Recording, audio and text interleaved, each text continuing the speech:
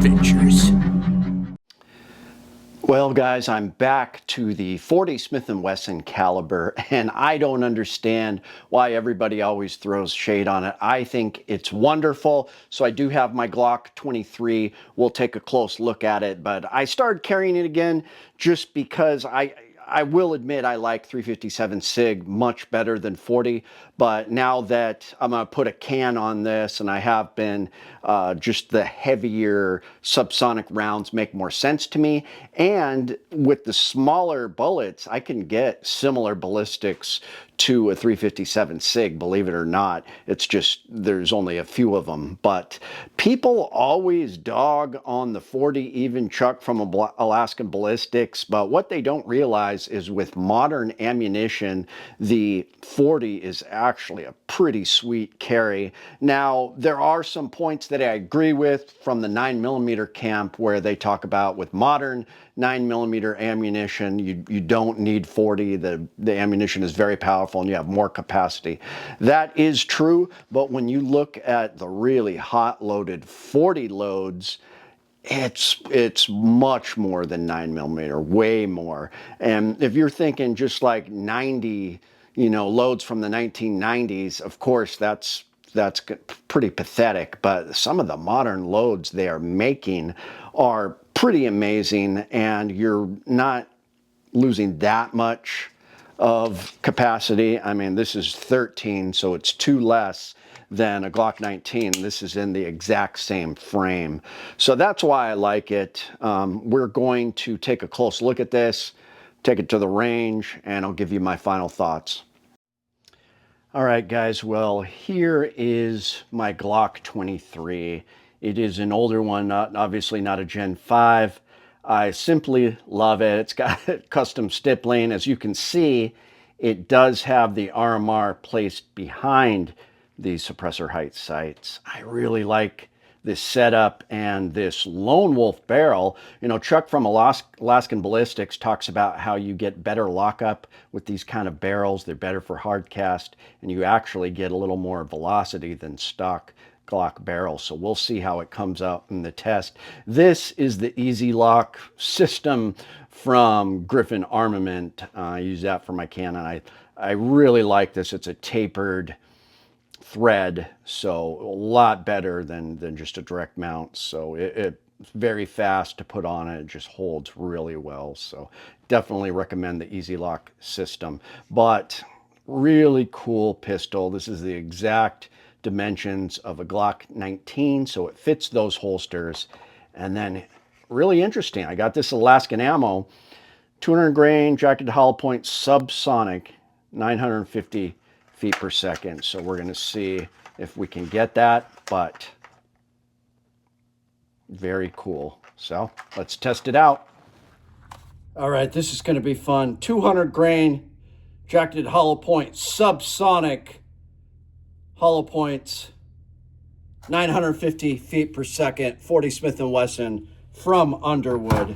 So we're going to see how they do. I like the size. 200 grain is nice. And I'm going to see if I could get a reading here. We're rolling.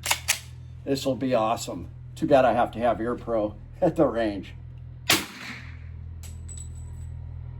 No reading.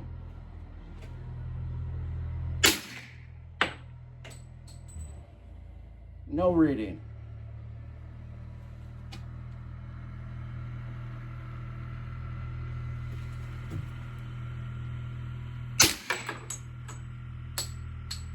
Doesn't want to get a reading. Interesting. Boy, it felt good and it was quiet. Wow. Interesting. All we want is one reading, that's all. Okay. We are rolling. Try to get this 6 inches away. And maybe a little bit back. All right, we got a reading, 1010. All right, this is a little difficult to get. Well, we got one reading, 1010, over what the box said. I'm pretty impressed with this stuff. I think this is what I'm going to keep in it. Very cool.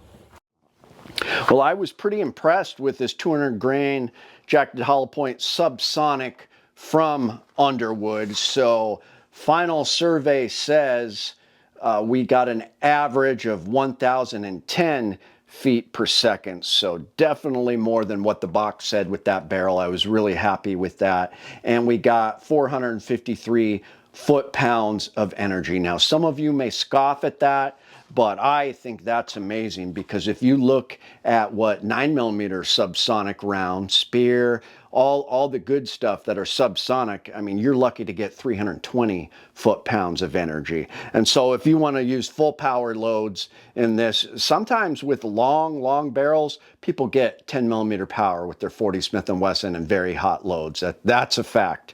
So even subsonic, I mean, it's a bigger diameter, significantly more foot-pounds of energy than a 9mm. I vote 40. I mean, I still love 9.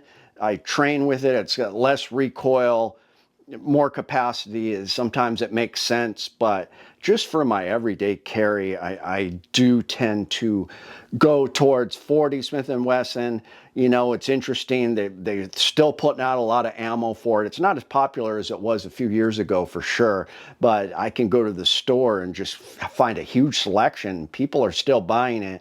There's a few companies that are still putting out pistols in 40. It's usually barrels, but it's interesting, some of the competition people. But law enforcement, there's still a lot of law enforcement that carry 40 Smith and Wesson because they want a little more oomph than 9mm. That's not going away. As they move out some of their inventory, there will be more ammo and pistols on the market, because for cost savings, a lot of departments are going to 9mm, but a lot of officers are choosing 40 Smith and Wesson. Sound off in the comments if you think it's a great choice. I'm sold on it. I absolutely believe in it. So thanks, guys. It's Chuke, your friend in the field. My name is Chuke. I like to trade my guns just for fun, but now I have none. Oh, don't get shot by a bear, but I don't care. I got a 10mm.